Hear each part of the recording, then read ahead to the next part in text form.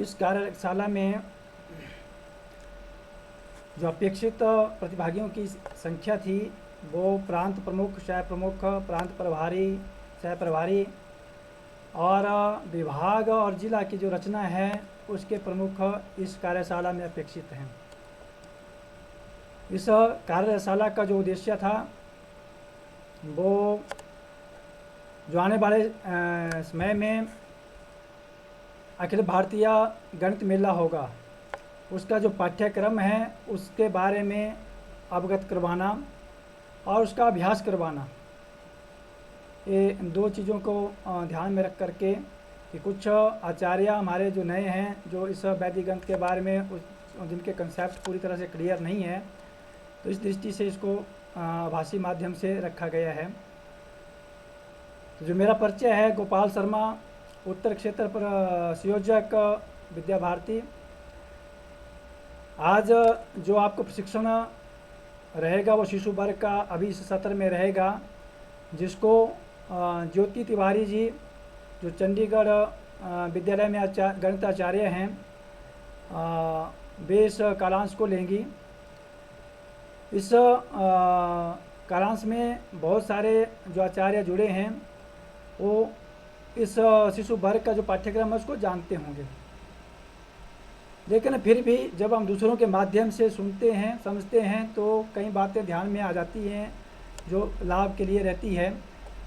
और कल जब बातचीत हो रही थी तिवारी जी से तो वो कह रहे थे कि वहाँ तो सारे विद्वान लोग हैं, तो मैं किस प्रकार से इस पाठ्यक्रम को तो जल्दी ख़त्म हो जाएगा। तो मैंने उनको ये कहा कि आपने मानकर सिखाना है कि जो सामने जिनको मैं सिखा रही हूँ वो सभी अभी जीरो से स्टार्ट कर रहे हैं। तो इस प्रकार से जब सिखाएंगे तभी इस कार्यशाला का जो उद्देश्य पूरा हो पाएगा। भले ही हम जानते भी होंगे फिर भी अपने सभी के पढ़ाने का अपना अपना तरीका होता है और उस तरीके से हम जो टेक्निक्स हमको सीखेंगे और सीखे आती भी है तभी हमारा उसका पुनराभ्यास हो जाएगा। कुछ इसके जो नियम हैं वो थोड़ा नियमों के बारे में मैं आपको स्पष्ट कर दूं क्या क्या रहते हैं जो बाद में डिस्प्यूट इस विज्ञान गणित मेले में रहते हैं। एक तो सभी की जानकारी में इस बार अब विज्ञान के साथ गणित का नहीं रहेगा।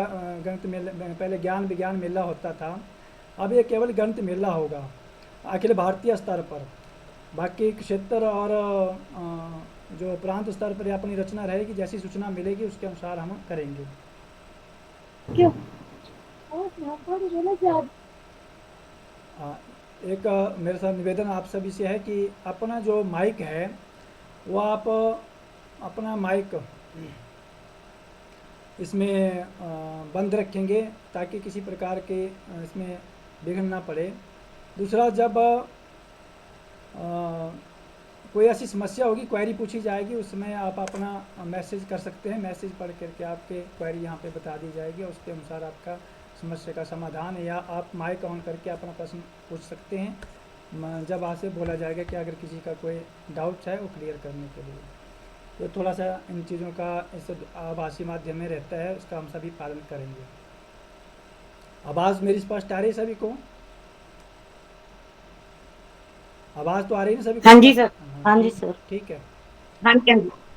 तो जो इसके रहते हैं हमारे गणित मेले में जो नियम रहते हैं तो जो महत्वपूर्ण है, मैं सभी का तो नहीं जाऊँगा, कुछ एक चीज़ों को बताऊँगा कि जैसे प्रतियोगिता होती है हमारे 4 चरणों में रहती है। क्विज प्रश्न जो प्रश्न रहते हैं तो इसमें शिशु वर्ग, बाल वर्ग, किशोर और तरुण वर्ग के।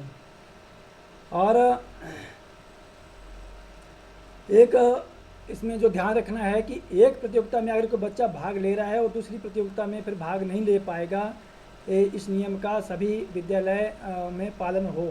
नहीं तो बाद में फिर जब क्षेत्र में बच्चे आते हैं जी, ये प्रश्न मंच में भी है और पत्र वाचन में भी है, तो ऐसा आएगा तो उसको फिर वहाँ अलाउ नहीं किया जाएगा।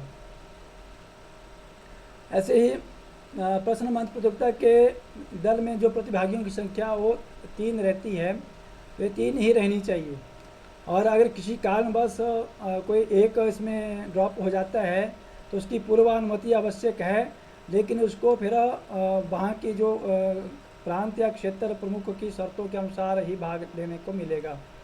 तो वहाँ पर जो राउंड होते हैं फिर उनकी शर्तें रहेगी कि किस प्रकार से, जैसे प्रत्येक प्रतिभागी से प्रश्न पूछे जाते हैं, तो उसमें फिर जो तय करेगा वहाँ प्रांत या क्षेत्र, फिर वो मान्य होगा। वो अपनी इच्छा के अनुसार वहाँ काम नहीं कर सकते, इसलिए अपनी पूरी टीम ही लाएं, ऐसी मेरी सबसे अपेक्षा है। जो भी राउंड होंगे उनके 10 चक्कर रहेंगे, और 10 चक्कर में अगर निर्णय नहीं होता है तो अतिरिक्त चक्कर उसमें चलाए जाते हैं। एक 3 प्रश्नों का एक अतिरिक्त चक्कर चलता है, और उसमें जो है मौखिक चक्र में 5 सेकंड और लिखित चक्र में 10 सेकंड का जो समय है वो कम कर दिया जाता है, और निर्णय होने की स्थिति में एक एक प्रश्न का चक्कर उसमें आगे बढ़ाया जाता है। निर्धारित सूत्र या जिस भी विधि से जो प्रश्न बच्चों को दिए जाते हैं, बच्चे का उत्तर सही होना चाहिए, हमें उसको वरीयता देंगे। वो किसी भी विधि से करता है, भले वहाँ पे सूत्र लिखा है कि सूत्र से ये प्रश्न किया जाएगा, लेकिन अगर बच्चा उत्तर सही बता देता, उसने मन में गणना किया, किस विधि का प्रयोग किया, उसकी अपना दक्षता है, तो इसका ध्यान रखा जाए कि बच्चे का अगर उत्तर है तो उसको अंक मिलेंगे। तो किसी भी विधि से उसको करता है।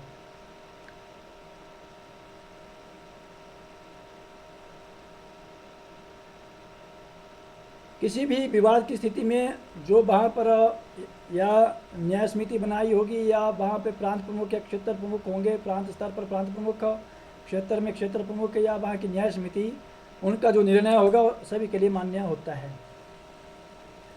ऐसे ही मौखिक चक्र के नियम हैं, ये सामान्य नियम थे सभी के लिए। फिर मौखिक चक्र और लिखित चक्र, 2 प्रकार के चक्कर इस प्रतियोगिता में रहते हैं।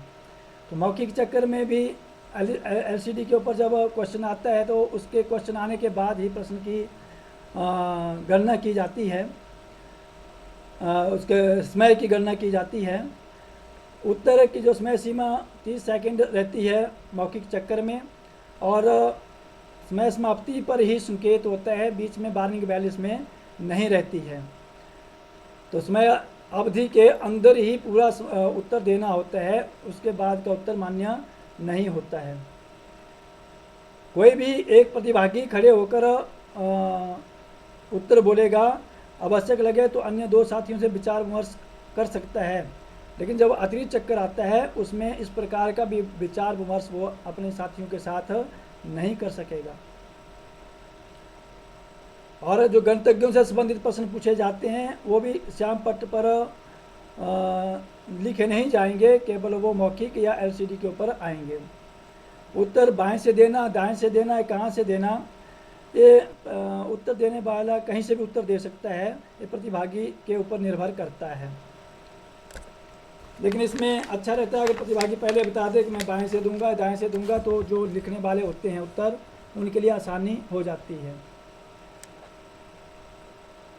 और जो लिखित चक्कर है उसमें प्रश्नकर्ता जो किसी भी प्रतिभागी से प्रश्न पूछ सकता है या श्यामपट्ट पर आमंत्रित कर सकता है, लेकिन इसमें शर्त यह है कि जो अगर 3 सदस्यों की टीम है तो तीनों से प्रश्न पूछे जा सकते हैं। अगर 2 कहीं किसी कारणवश आते हैं तो प्रश्नकर्ता की मर्जी है कि वो किससे तीसरा प्रश्न पूछेगा, वो प्रश्नकर्ता के ऊपर निर्भर करता है। उसमें टीम की इच्छा नहीं होगी कि इसका उत्तर केवल वही देगा।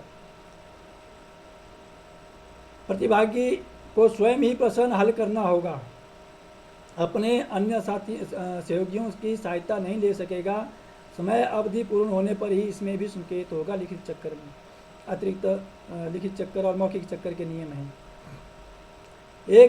3 प्रश्न के अतिरिक्त मौखिक चक्कर में समय 30 सेकंड, लिखित चक्कर में 1 मिनट का समय इसमें रहता है। एक प्रश्न के अतिरिक्त चक्कर के मौखिक प्रश्न में समय सीमा 25 सेकंड एवं लिखित चक्कर में 50 सेकंड होगी। लिखित चक्कर में सभी दलों के लिए एक साथ एक प्रश्न पर्दे पर दिया जाएगा। प्रासनिक द्वारा निर्धारित प्रतिभागी दिए गए कागज पर निर्धारित समय पर 50 सेकंड में उत्तर प्रश्न को हल कर सकेगा। कागज संकलित कर दिए गए उत्तर का निर्णय किया जाएगा। अंतिम निर्णय होने तक चक्कर चलाए जाएंगे। प्रतिभागी को सहायक कार्य रफ वर्क करने की इसमें अनुमति नहीं होगी, असल लिखने की अनुमति रहती है। ये कुछ सामान्य जानकारियाँ थी जो हम सभी के लिए होनी चाहिए। कई बार इनके अभाव में, वैसे ये नियमावली में दी होती है, हम सभी ने पढ़ी होती है, लेकिन कई बार क्लियरिटी नहीं होती है।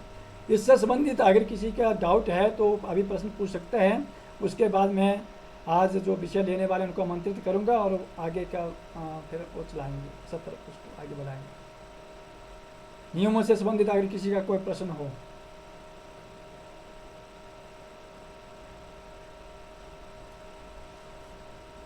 तो ठीक है। हाँ जी ठीक है जी। हाँ जी ठीक है। अब मैं आमंत्रित करता हूँ ज्योति तिवारी जी को, सह प्रांत प्रमुख पंजाब, कि वे आज का जो पाठ्यक्रम है उसको हम सब के समक्ष प्रस्तुत करें। ज्योति तिवारी। सभी को मेरा नमस्कार। जैसा कि गोपाल दास जी ने हमें काफी जानकारी दे दी है कि किस प्रकार से जो ये क्विज है वो हम करवाएंगे बच्चों को। इसमें 4 लेवल्स रहते हैं, शिशु वर्ग, बाल वर्ग, किशोर वर्ग और तरुण वर्ग। तो मुझे शिशु वर्ग के बारे में थोड़ी सी जानकारी देने के लिए सर ने कहा था, तो उसको डिस्कस करते हैं कि किस प्रकार से इसमें जो डिफरेंट राउंड्स हैं वो किस तरह से करवाए जाएंगे, जिससे कि हम बच्चों को उसके बारे में जानकारी दे सकें। तो मैं अपना स्क्रीन शेयर करती हूँ।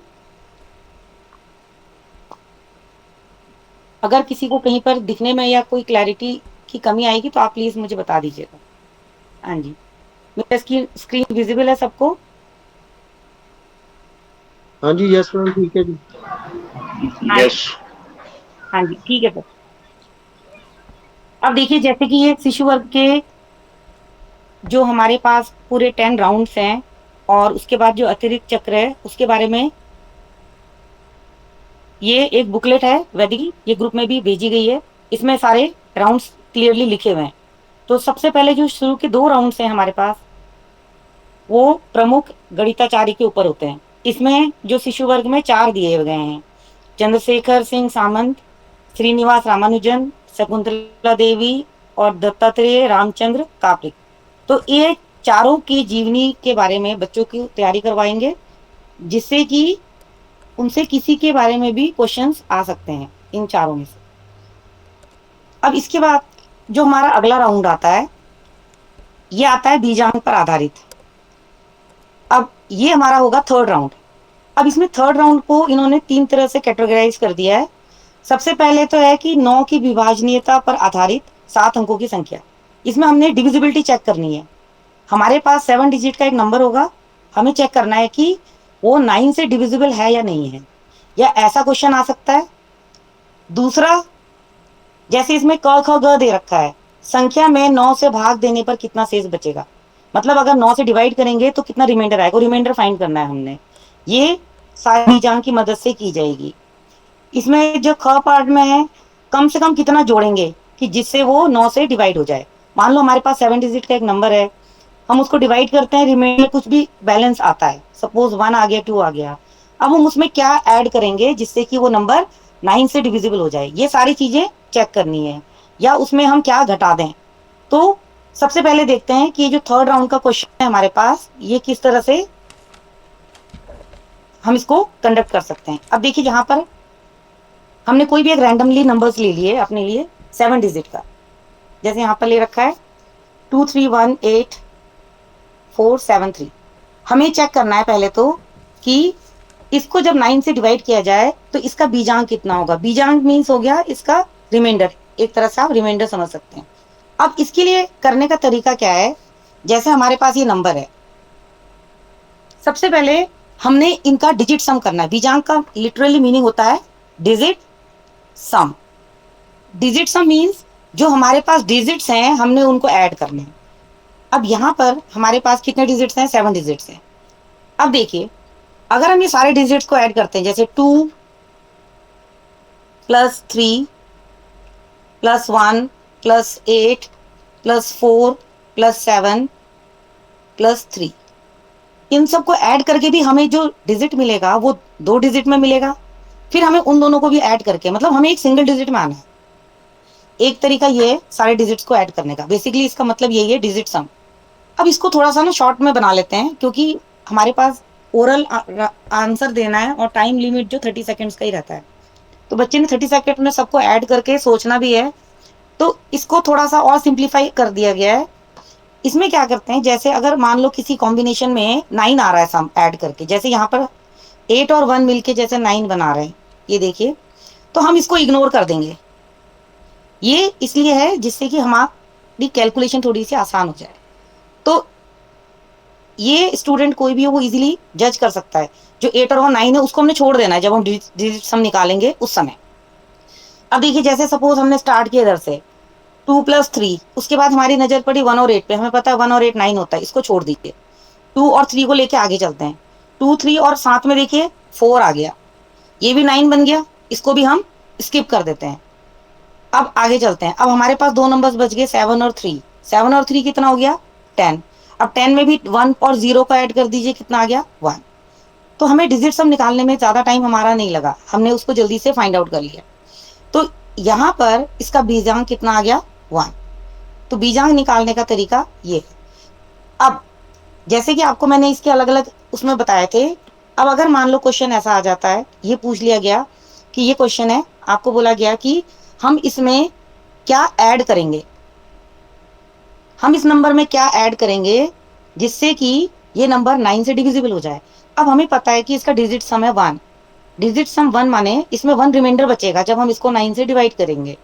तो इसका मतलब इसमें क्या ऐड हो सकता है, 8 ऐड हो सकता है, क्योंकि अगर हमारे पास 1 रिमाइंडर आ रहा है, अगर हम अपने नंबर में 8 ऐड कर दें या स्टार्टिंग में लगा दें 8 या बीच में कहीं पर भी 8 डाल दें, तो क्या होगा, हमारे पास इन सबका डिजिट सम जब हम करेंगे तो वो कितना आ जाएगा 0 आ जाएगा, क्योंकि 1 हमारे पास एक्स्ट्रा है, 8 हमने और मिला दिया, तो 8 और 1 9 हो गया। तो 9 के कॉम्बिनेशन का मीन्स डिजिट सम उसका 0 आएगा, बीजांक 0 आएगा। तो ऐसे हम कर सकते हैं। तो इसका मतलब इसमें हम क्या ऐड करेंगे जिससे कि डिविजिबल होगा 9 से 8। इसी तरह से अगर आपको यही क्वेश्चन में पूछा जाए कि इसमें क्या सब्ट्रैक्ट करेंगे, अब 1 एक्स्ट्रा है तो क्या सब्ट्रैक्ट करेंगे 1। अगर हम इसमें 1 कम कर दें तो हमारा जो बीजांक है वो 0 आ जाएगा, मीन्स हमारा नंबर 9 से डिविजिबल होगा। तो ये थर्ड राउंड क्लियर है सबको, आई थिंक।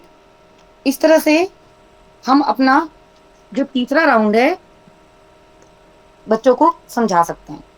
अब इसके बाद देखिए जो आपका अगला राउंड है, देखिए इसमें जो हमारा राउंड 4 है, थर्ड पॉइंट पे योग,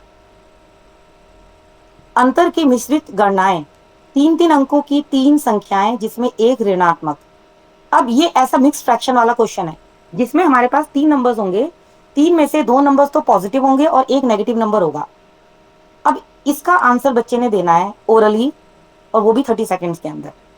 तो देखिए इसको कैसे किया जा सकता है, ये हमारा आ जाता है राउंड 4। अब इसमें देखिए जैसे हमने नंबर ले लिया, अब हमें अपने इस नंबर को सॉल्व करना है, ओरली करना है। अब देखिए इसको हम पहले नीचे लिख लेते हैं, 2 6 4 1 5 5 4 3 6। हमें पता है इसमें से जो बीच वाला नंबर है वो नेगेटिव नंबर है, तो वहां पे माइनस का साइन लगा दिया, बाकी पॉजिटिव है। अब इसमें एक शून्यांत विधि होती है, उससे ये क्वेश्चन जो है वो बड़ी ही आसानी से सॉल्व हो जाता है। इसमें देखिए हम कैसे करते हैं, इसमें हम जाते हैं लेफ्ट से लेके राइट तक, इस तरफ को जाएंगे। Generally right to left solve किया जाता है मैथमेटिक्स का कोई भी क्वेश्चन, पर वैदिक मैथ्स की खासियत ये है कि इसमें हम लेफ्ट से राइट जो है सॉल्व कर सकते हैं। अब इसमें देखिए करने का तरीका क्या है, सबसे पहले जो हमारे पास पॉजिटिव नंबर्स हैं उनको ले लेते हैं, जैसे 2 और 4, 4 और 2 हो गया हमारे पास 6। 6 में से जो बीच का -1 है वो नेगेटिव है, मीन 6 - 1 5। अब हमारे पास जो लेफ्ट हैंड साइड जो हमने सॉल्व किया, हमारे पास नंबर क्या आया 5। अब हमने क्या करना है, जैसे कि मैंने आपसे कहा कि ये शून्यांत विधि है, तो मीन्स हम इसमें एक शून्य लगाएंगे, मतलब एक स्टेप पूरा होने के बाद हमने इसमें एक शून्य लगा देना है। तो हमने 5 में एक शून्य लगा दिया, हमारा आंसर क्या आ गया 50। इसका मतलब हमने एक पार्ट जो है ये वाला सॉल्व कर लिया और हमें मिल गया 50। अब हम नेक्स्ट स्टेप पे जाएंगे। अब हमारा जो मिडिल वाला पार्ट है इसमें आते हैं। अब इसको पहले सॉल्व कर लेते हैं वहीं पर। देखिए इसमें पॉजिटिव कौन कौन से, 6 और 3, 6 + 3 9, 9 - 5 इज 4। इसका मतलब है बीच में हमें क्या मिला 4। अब 50 हमारे माइंड पर होगा, 50 हमारे पास है और एक हमें सेंटर पे मिल गया 4, तो 50 और 4 कितने हो गए? 54। अब हमारा मिडिल स्टेप कंप्लीट हो गया है। अब हमने एक शून्य और लगा देना है, ये बन गया 540। अब हमने अपना जो लास्ट स्टेप है इसमें आना है। अब इसमें देखिए हमारे पास पॉजिटिव नंबर्स क्या क्या है? 6 और 4 10, 10 में से बीच वाला नेगेटिव है 5, 10 माइनस 5 5। इसका मतलब हमारे पास 540 आ गया था, उसमें हमने अब 5 ऐड कर देना है, तो हमारा आंसर आ जाएगा 545। तो इस तरह से कोई भी नंबर नेगेटिव हो सकता है, दो पॉजिटिव होंगे एक नेगेटिव होगा, तो हम उसे इस तरह से सॉल्व कर सकते हैं। तो पहले पॉजिटिव वाले को ऐड करके उसका आंसर निकालेंगे और उसके बाद उसमें शून्य लगा देंगे, फिर अगले स्टेप में एक और शून्य लग जाएगा, फिर अगला स्टेप। तो इस तरह से हम इसका आंसर इजीली दे सकते हैं। अब इसके बाद ये हमारा था राउंड 4। अब देखिए राउंड 5, जो हमारा 4th पॉइंट है, घटाना परम मित्र की सहायता से अथवा किसी अन्य विधि से। यहाँ पे हमारे पास नॉर्मल सब्ट्रैक्शन वाले क्वेश्चन होंगे जो हम किसी भी मेथड से कर सकते हैं। आगे ब्रैकेट में लिखा है 2 संख्याएं 4 अंकों की, मतलब 4 डिजिट के नंबर्स होने चाहिए और 2 संख्याएं होंगी। जैसे यहाँ दे रखा है 8541 माइनस 6792, ये हमने माइनस करना है। तो अब देखिए इसको कैसे करेंगे, इसको भी हम शून्यान विधि से करते हैं, तो बहुत ही इजीली हम अपना आंसर दे सकते हैं। अब देखिए जैसे ये हमारे पास क्वेश्चन है 8541 और दूसरा है 6792। अब इसको हम शून्यान विधि से करते हैं, जैसे अभी हमने किया था मिक्स फ्रैक्शन वाले क्वेश्चंस का। देखिए 8 माइनस 6, ये तो दो ही है नंबर्स हैं, तो ये आसान है करना। 8 माइनस 6 कितना हो गया? 2, 2 में एक 0 लगा दीजिए, कितना हो गया? 20। अब आगे चलते हैं 5 और 7, अब इसमें 7 माइनस में है, तो 5 माइनस 7 कितना आ जाएगा? -2 हो जाएगा। इसका मतलब 20 हमारे पास पहले से था, उसमें -2 कर लेंगे, कितना आ गया? 18। 18 में एक 0 और लगा देंगे, ये हो गया 180। तो हमारा सेकेंड स्टेप कंप्लीट हो गया। अब आते हैं आगे, 4 माइनस 9 है तीसरा, 4 माइनस 9 कितना हो गया? -5। इसका मतलब 180 में से -5 कर देते हैं, कितना हो गया? 175। इसमें एक 0 फिर से लग जाएगा, 1750। अब लास्ट स्टेप 1 माइनस 2 -1, तो 1750 में 1 माइनस कर देंगे, ये हो जाएगा 1749। तो इस तरह से हम अपना आंसर दे सकते हैं। तो ऐसा कोई भी क्वेश्चन आए, ये बच्चे जो है 3 बच्चों की आपस में मिलके बहुत ही इजीली ये मेंटली आराम से हो जाता है। ये हमारा था राउंड 5। इसके बाद देखिए राउंड 6। अब राउंड 6 है गुणा, मल्टीप्लीकेशन है दो संख्याओं का। अब इसमें दो तरीके के मल्टीप्लीकेशन है हमारे पास। 6 राउंड में है एक यूनियन पूर्वेन से मल्टीप्लाई करना है, 999 से गुणा। यहाँ पे इन्होंने स्पेसिफाई किया हुआ है कि हमें 999 से ही करना है, जबकि ये क्वेश्चंस जो है वो 99 से 999 से या 4 टाइम्स 9 किसी से भी हम कर सकते हैं, पर यहाँ पे मेंशन किया गया है तो इसी वाला ही क्वेश्चन आएगा। अब इसमें क्या लिखा है, ये कंडीशन है गुणन व गुणंक 3 अंकों की संख्या, मतलब जिन दो नंबर्स को मल्टीप्लाई करना है वो 3 डिजिट वाले होने चाहिए। जैसे 999 है, तो हमने जो अपना दूसरा नंबर लेना है जिसको 999 से मल्टीप्लाई कर, वो भी 3 डिजिट का ही होगा। जैसे ये देखिए हमारे पास एक एग्जांपल है, 245 को सपोज हमने करना है 999 से, 245 मल्टीप्लाई बाई 999। अब यहाँ पे 999 है, तो यहाँ पर भी हमारे पास 3 डिजिट्स हैं, ऐसा इसमें दिया हुआ है। अब एक न्यूनन पूर्वेन, देखिए एक न्यूनन का मतलब है इसमें एक कम कर देना, तो एक कम किसको करेंगे? ये जो 245 नंबर है हमारे, हमें इसमें से एक कम कर देना है पहले, तो इसमें से एक कम करेंगे, कितना हो जाएगा? 244। ये कर दिया। अब हमारे पास आधा आंसर आ चुका है, अब आधा आंसर और रहना है जो हमने दूसरी तरफ लिखना है। अब हम दूसरी तरफ क्या लिखते हैं, इन दोनों को माइनस करेंगे, पहले एक कम कर देना है, एक कम करने के बाद हमारे पास जो नंबर आया उनको 9 में से माइनस करते हुए जाएंगे और आगे लिख देंगे। जैसे पहले आ गया 2, अब इसको 9 में से करते हैं, 9 माइनस 2 7, 9 माइनस 4 5, फिर 9 माइनस 4 5। तो देखिए हमारा आंसर आ गया 244755। तो इस तरह से ये राउंड बहुत ही इजीली सॉल्व हो जाता है। इसमें जनरली बच्चे 5 सेकंड्स में ही आंसर दे सकते हैं, क्योंकि बहुत सिंपल है। एक लेस किया और उसको 9 से माइनस करना, ये भी कोई मुश्किल नहीं होता, तो ये इजीली हो जाता है।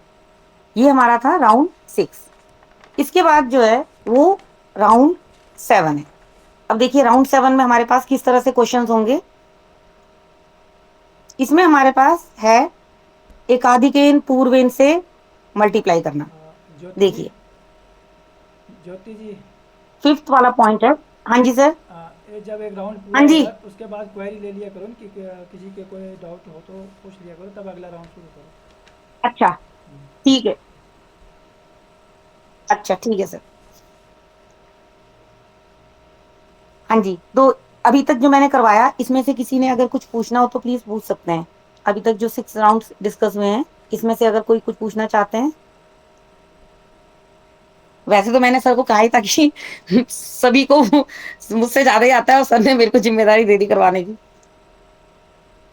लेकिन फिर भी चलिए एक बार हमारा जो है रिवीजन हो जाएगा, सो दैट कि अब हम इसको अपने अपने प्रांतों में एक बार इसी तरह से वर्कशॉप लगवा सकते हैं अपने अपने टीचर्स के साथ, क्योंकि हर बार न्यू सेशन में नए नए टीचर्स ज्वाइन करते हैं, तो थोड़ा सा उनको डिफिकल्ट हो जाता है कि किस तरह से तैयारी करवाएंगे करके। चलिए राउंड 7 पे चलते हैं। 5th पॉइंट का ख पार्ट है, सूत्र एकाधिकेन पूर्वेन। अब इसमें देखिए सूत्र एकाधिकेन पूर्वेन, यहां पर जो एकाधिकेन का मतलब होता है 1 मोर देन। जैसे एक न्यूनियन का मतलब क्या था, एक कम करना, एकाधिकेन एक अधिक, एक इसमें ज्यादा करना होता है। अब इसमें हमारे पास देखिए संख्या है 3 अंकों की, तो यहां पर हमने 3 अंकों की संख्या लेनी है 7th राउंड। तो देखिए 7th राउंड में चलते हैं। ये राउंड 7। हाँ जी, यहाँ देखिए जैसे हमारे पास इस तरह से हो सकता है। अब इसमें एक चीज का हमने ध्यान देना होता है, जो एकाधिकीन पूर्वेन से हम मल्टी करते हैं इसकी कुछ कंडीशन होती है। मतलब ऐसा नहीं है कि किसी भी नंबर को एकाधिकेन पूर्वेन से हम मल्टीप्लाई कर सकते हैं। तो यहाँ पे हमारे पास नंबर इसी तरह से मिलेगा। अब इसमें क्या होता है, जनरली जो हमारे पास 10th डिजिट है ना, जैसे यहाँ देखिए 7 और 3, इन दोनों का सम कितना आ रहा है 10। मतलब हमारे पास जो भी नंबर्स आएगा मल्टीप्लाई करने को, उसमें 10th डिजिट का सम जो है वो 10 होगा, ये जरूरी है। अगर रैंडमली कोई भी नंबर दे दिया जाए तो उसको नहीं कर सकते हम एकाधिकेन से। अब इसमें देखिए हमें ये मल्टीप्लाई करना है 113 को 117 के साथ। अब जैसा कि आपने देखा कि 7 और 3 को मिला के 10 बन रहा है, तो हम यहाँ पर एकाधिकेन पूर्वेन लगाएंगे। अब इसमें करना क्या है, जो 3 और 7 को छोड़ के हमारे पास बाकी के जो 2 नंबर्स हैं, जैसे देखिए दोनों 11 है, और जनरली इसमें अगला जो कंडीशन है वो यही है कि जो बाकी वाले जो 2 नंबर्स होते हैं वो सेम होंगे। जैसे अगर हमारे पास 2 डिजिट नंबर है, जैसे सपोज आपके पास नंबर है 63 मल्टीप्लाई 67, हम इसमें एकाधिकेन पूर्वेन लगा सकते हैं, क्योंकि यहाँ पे देखिए 6 जो है वो सेम है 10th डिजिट, और 3 और 7 जो इनका सम 10 है, तो ये दोनों कंडीशन फॉलो होनी चाहिए एकाधिकेन पूर्वेन के लिए। अब यहाँ पर देखिए हमारे पास है 11 दोनों तरफ, तो इसमें हम क्या करते हैं कि जो हमारे पास नंबर है कॉमन नंबर है उसको एक ज्यादा वाले नंबर के साथ मल्टीप्लाई कर देंगे। मतलब हमने क्या करना है, 11 को किसके साथ मल्टीप्लाई करेंगे, के साथ। ये हमारा लेफ्ट साइड का आंसर आ जाएगा। हम अपने आंसर को 2 साइड पार्ट्स में डिवाइड कर सकते हैं, थोड़ा अपने आप को कैलकुलेशन को इजी करने के लिए। राइट साइड में क्या आता है, जो 3 और 7 हमारे पास जो 1 डिजिट के नंबर हैं, इनको मल्टीप्लाई करके जो आंसर आएगा 7 3 जा 21, तो राइट साइड में 21 आ गया। लेफ्ट साइड में क्या करना है, जो भी नंबर है हमारे पास है कॉमन नंबर, उसको उसके एक ज्यादा वाले नंबर से एकाधिकेन से मल्टीप्लाई करके लेफ्ट साइड लिखेंगे। अब 11 और 12 को करना है, तो 11 और 12 की मल्टीप्लीकेशन वैसे भी थोड़ा सा इजी है, या कुछ और भी है तो हम इसको कर सकते हैं। जैसे किसी भी नंबर को अगर 11 से मल्टीप्लाई करना है तो इसका सिंपल तरीका क्या होता है, 1 और 2 को साइड्स पे लिख दीजिए और 1 और 2 को ऐड करके उसको हम मिडिल में लिख लेते हैं। जनरली इस तरह से 11 से मल्टीप्लाई किया जाता है। तो ये आ गया 132 इधर से आ गया, और राइट साइड में हमारे पास है 21। तो इसका मतलब हमारा आंसर आ गया 13221। तो इस तरह से कोई भी क्वेश्चन जो है वो एकाधिक पूर्वेन से ऐसे सॉल्व होगा 7th राउंड में। ये क्लियर है 7th राउंड सबको?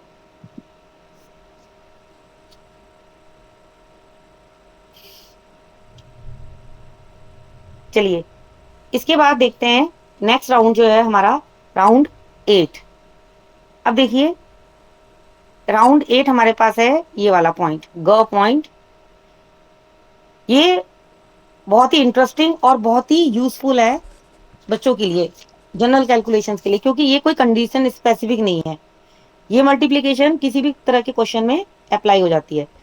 इसमें देखिए क्वेश्चन क्या है, ग पार्ट, सूत्र है ऊर्ध्व तिर्यक 2 अंकों की संख्या, अंक 5 से बड़े नहीं।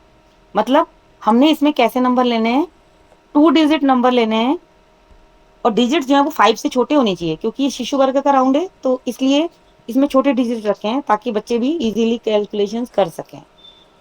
और 2 डिजिट नंबर की मल्टीप्लिकेशन करनी है। अब इसमें देखिए इसको थोड़ा सा ऐसे भी बोल सकते हैं, वर्टिकली एंड क्रॉसवाइज मेथड।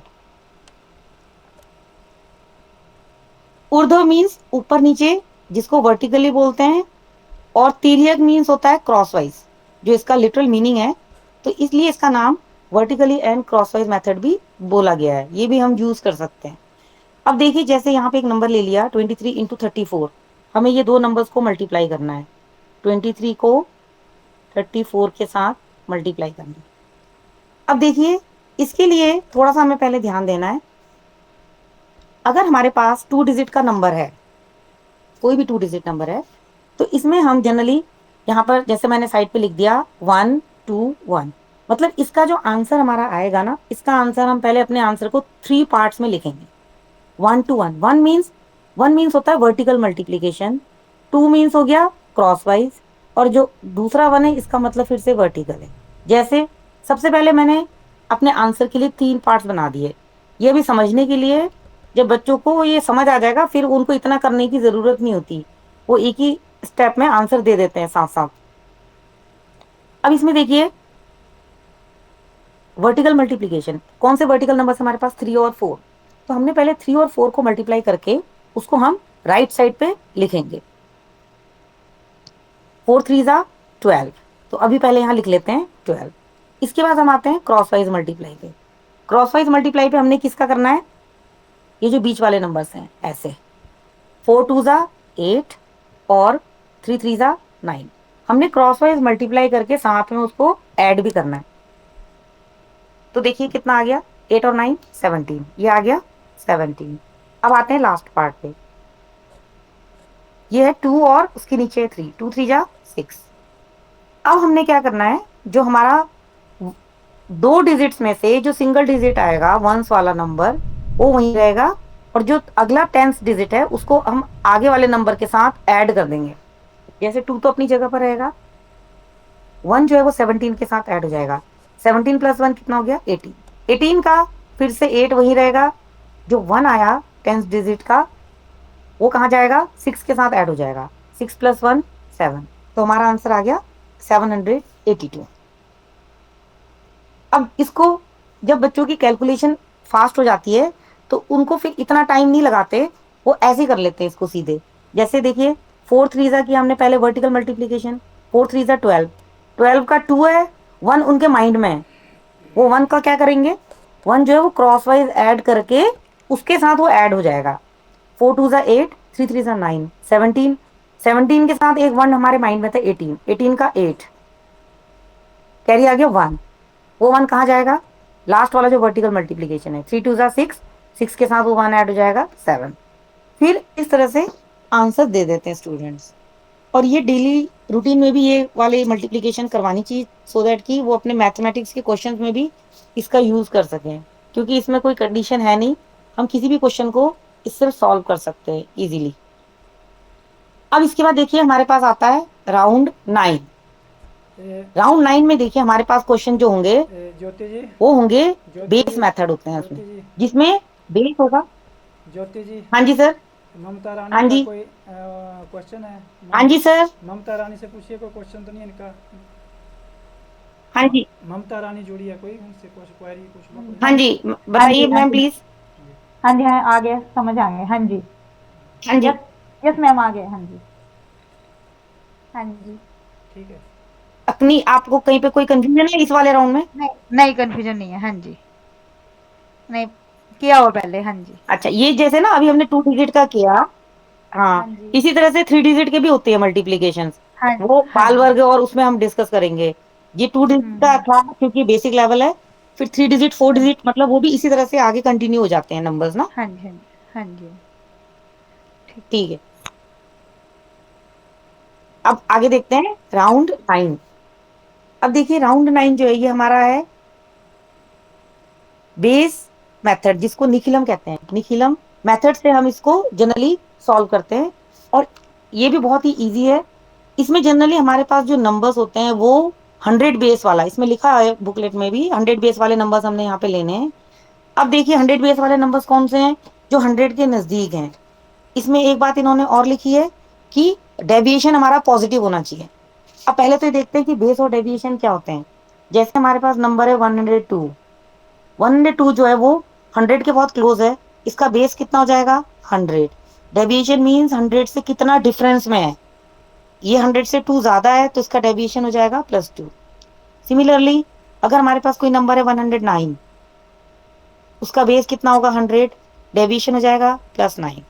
हमारे पास अगर कोई नंबर है 96, 96 का बेस कितना होगा? ये भी 100 के क्लोज है, बेस 100, ये डेविएशन कितना है? अब ये 100 से 4 लेस है तो इसका मतलब इसका डेविएशन कितना हो जाएगा?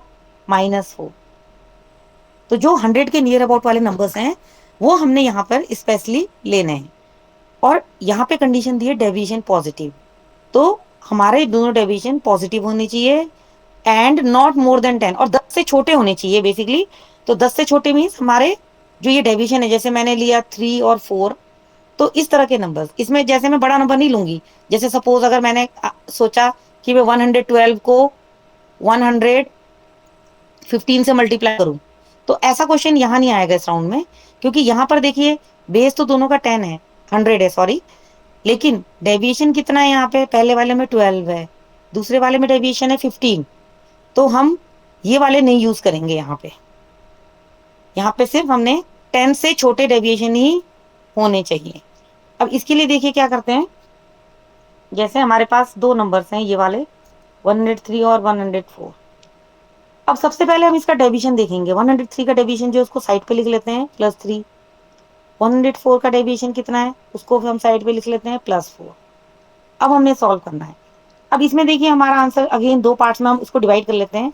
राइट साइड में हमारा आंसर क्या आता है? जो हमारे पास दो डेविएशंस हैं इन दोनों को हमने मल्टीप्लाई करना है। जैसे 3 4 जा 12, ये लिख दिया। अब इसमें एक चीज का ध्यान देंगे, सपोज यहाँ पर मल्टीप्लाई करके हमें ऐसा 2 डिजिट का नंबर नहीं मिल रहा है, अगर एक ही डिजिट मिल रहा है तो हम 0 लगा के उसको 2 डिजिट बनाएंगे। इस बात का हमने ध्यान देना है। जैसे सपोज अगर आपके पास 103 के साथ मान लो दूसरा नंबर होता 102, तो उस समय 3 2 6 आता, तो हम उसको 6 की जगह पे 06 लिखेंगे, क्योंकि 100 बेस वाले नंबर्स हैं तो हमारे पास राइट साइड में 2 डिजिट्स होने चाहिए। अब लेफ्ट हैंड साइड निकालने के लिए क्या करेंगे? क्रॉस वाइज ऐड करेंगे। यहाँ ऐड इसलिए करेंगे क्योंकि यहाँ पे हमारा डेविएशन पॉजिटिव है। अब ये हमारे पास है 104, 104 के साथ हमने 3 ऐड करना है, तो 104 + 3 107।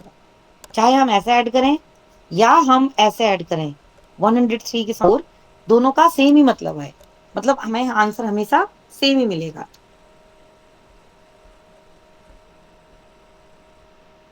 तो देखिए इसको क्वेश्चन देखते ही हम अपना आंसर दे सकते हैं। 105 मल्टीप्लाई 104। अब इसका हमने देखना है, ये क्वेश्चन आ गया तो क्या हो जाएगा आंसर? पहले तो हम लेफ्ट पार्ट निकाल लेते हैं, क्योंकि अगर हमने आंसर एक ही 109420। स्ट्रेच में देना है। हाँ जी, तो हमारा हो जाएगा 105 है, 105 में हम क्या करेंगे? इस 4 को ऐड कर लेते हैं, ये हो जाएगा 109, 5 4 जा 20। तो लेफ्ट टू राइट आंसर देना जो है वो ज्यादातर इजी होता है, तो लेफ्ट से राइट की तरफ जाएंगे और इस तरह से हमारा आंसर इजीली आ जाएगा। अब इसके बाद आपका जो राउंड 10 आता है, ये भी वर्टिकली क्रॉसवाइज मेथड ही है, पर इसमें हमारे पास डेसिमल नंबर्स होंगे और 3 डिजिट के नंबर्स होंगे। यहाँ पे 3 डिजिट डेसिमल नंबर होंगे और जो आपके डिजिट्स हैं वो 5 से छोटे होने चाहिए, मतलब 5 से बड़े नहीं लेंगे हम, जैसे 2 है, 1 है, 3 है, इस तरह से हमने अपने डिजिट्स ले लिए। अब इसमें देखिए, जैसे आपने ये करना है सॉल्व, 21.3 और ये है 1.34, हमें ये मल्टीप्लाई करना है। अब जैसा कि मैंने आपको उस समय बोला था कि जब हम मल्टीप्लाई कर रहे थे वहां पे हमारे पास नंबर था 2 डिजिट का, तो 2 डिजिट का नंबर में मैंने आपसे कहा था कि हम इसमें कौन सा कंसेप्ट लगा रहे हैं, 2 डिजिट है तो 1 to 1 vertical multiplication, then B2 means crosswise और फिर वर्टिकल। अब यहाँ पर है 3 डिजिट, तो देखिए 3 डिजिट नंबर है यहाँ पर,